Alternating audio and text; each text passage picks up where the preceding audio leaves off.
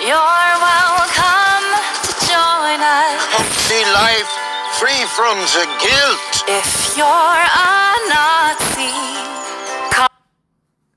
I don't know how many times I've been crossed off the list and left for dead, but when it first happens the day you were born, you're gonna lose count. Alright, so I got a pretty juicy or spicy, however you want to see that, comment on my most recent video. Chad Nazi Boy says, "Oi Ryan, were you responsible for the Holocaust?" To which I replied, "German grandfather intensifies." Alright, so as you can see down here, Hunters is a show on Amazon Prime, and they're basically Nazi hunters. And I've been watching this show, which prompted this video. Now, Chad Nazi Boy, he's the one that got me. Okay, so Chad Nazi's Boys got me thinking about Nazis, and then whenever I get on, Amazon Prime, there it is, and I'm like, hey, why not? But anyway, when I'm watching, they got an ensemble of women, colored people, and boomers, and they're running around stabbing people that look like me, but that like socialism. Okay, so I'm looking, and the Jews in this show have blue eyes, and I'm like, wait a minute. Susan Wojcicki, Ben Shapiro, where are they hiding all these blue-eyed Jews, And then I get to look at what's the percentage of blue-eyed Jews, and I find this. DNA study finds early inhabitants of Israel were blue-eyed and fair-skinned. Okay. Jewish archaeologists were left scrambling for answers when their DNA analysis of bones found in an ancient grave dating to as much as 6,000 years ago showed that some of the earliest inhabitants of the land were Aryan-looking with fair skin and blue eyes. Blue-eyed, fair-skinned settlers inhabited the Levant some 6,500 years ago, according to an international interdisciplinary team of scientists. Yada, yada, yada. Let me go ahead and fast forward, as it were. Let's see. La, la, la. Okay. So it's one of the largest, with 22 bones from however many individuals. It's one of the largest of its kind found in the Near East. They say scientists uncovered some recessive genetic traits not usually found in human remains from the Levant. Certain characteristics, such as genetic mutations contributing to blue eye color, were not seen in the DNA test results of earlier Levantine human remains, says May, one of the authors of the study.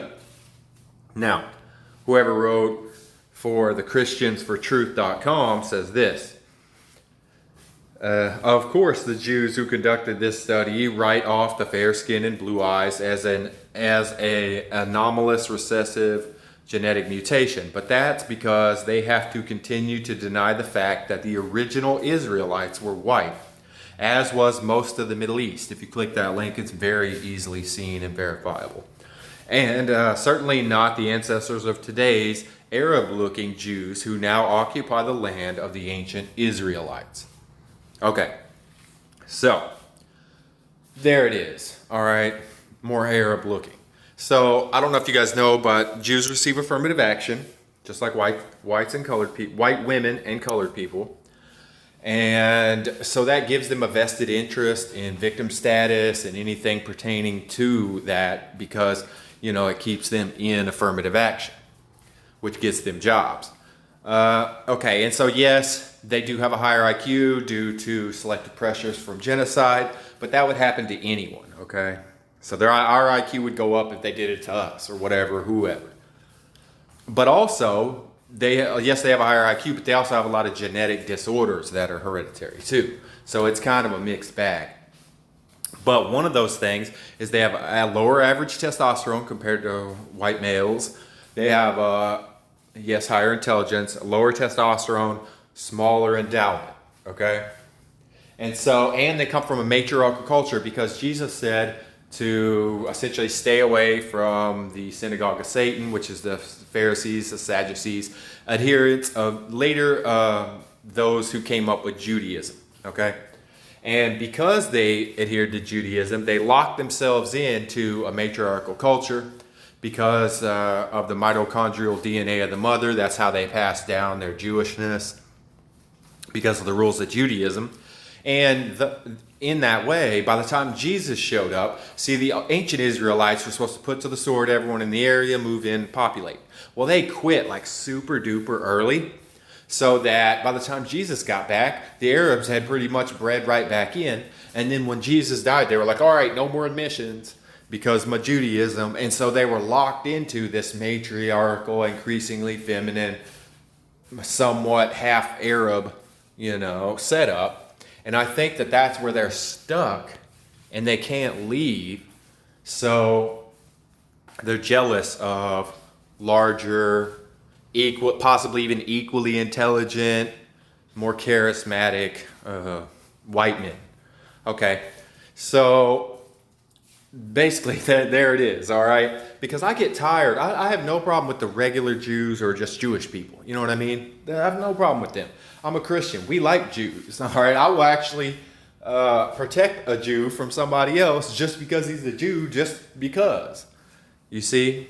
Because of Jesus, right? Just like I'd, protect a white person because I'm white. I won't go out of my way, but I mean, come on. I'm not going to let you pick on the little Jewish kid. That's not going to happen. So just because he's Jewish. So, because he can't choose that. But they are just lashing out at me every time I turn on the TV. Well, European white man bad. And, I'm Hitler. Hey, Chad Nazi boy, why are you coming at me? What did I do besides be a blue-eyed non-Jew? You see what I mean?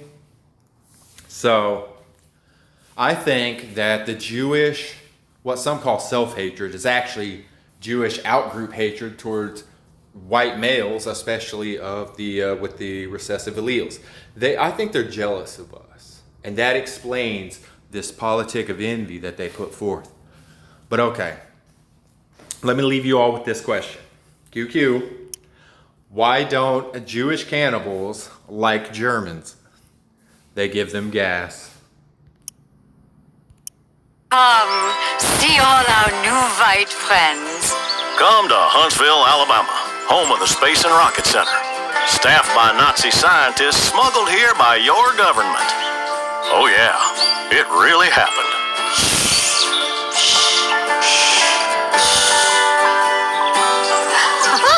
Huntsville, Alabama. It's some fucked up shit. But hey, we got to the moon.